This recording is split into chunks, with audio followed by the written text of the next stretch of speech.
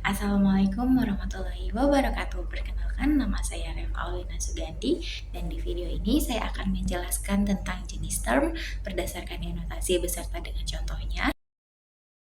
Dan juga saya akan menjelaskan tentang logical fallacy atau sesat pikir. Untuk penjelasan yang pertama mengenai jenis term berdasarkan denotasinya.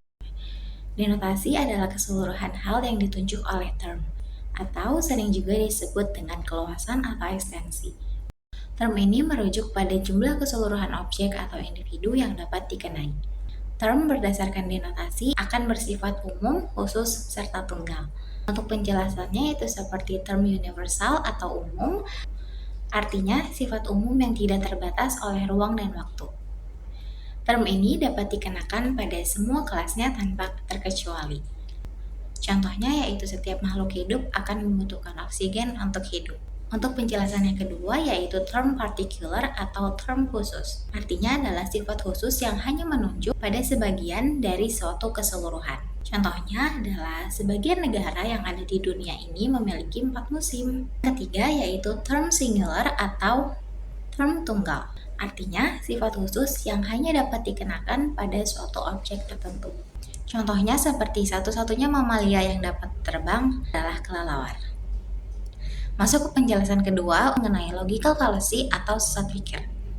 Logical fallacy atau sesat pikir adalah sebuah kekeliruan yang terjadi dalam proses penalaran, yang berupa pembuatan kesimpulan dengan langkah-langkah yang tidak sah.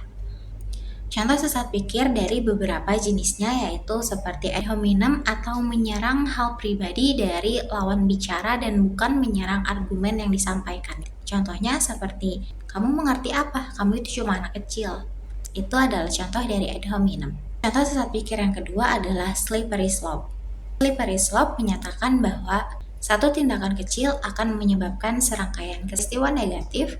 Contohnya seperti jika pemerintah memberikan bantuan sosial kepada mereka yang tidak mampu atau kepada mereka yang membutuhkan, maka pada akhirnya semua orang akan bergantung pada bantuan pemerintah dan tidak mau berusaha sendiri. Argumen ini mengabaikan kemungkinan seseorang akan kembali memiliki semangat untuk menjalani hidupnya. Jadi, jenis term dan logical fallacy merupakan konsep fundamental dalam logika yang begitu krusial untuk berpikir kritis dan menghasilkan argumen yang valid serta terhindar dari kesesatan. Sekian penjelasan dari saya mengenai jenis term dan logical fallacy. Semoga dapat dimengerti dan Assalamualaikum warahmatullahi wabarakatuh. Have a nice day.